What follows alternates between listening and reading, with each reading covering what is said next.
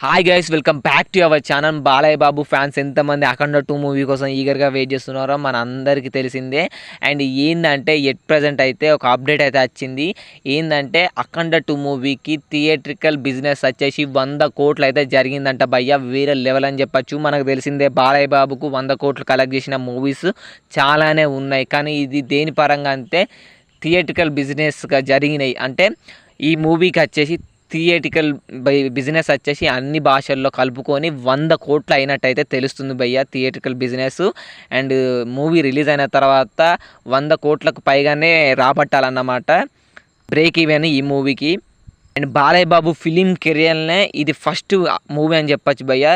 Theatrical business 100 కోట్లు జరుపుకున్నది అన్ని భాషల్లో పాన్ ఇండియా వైడ్గా.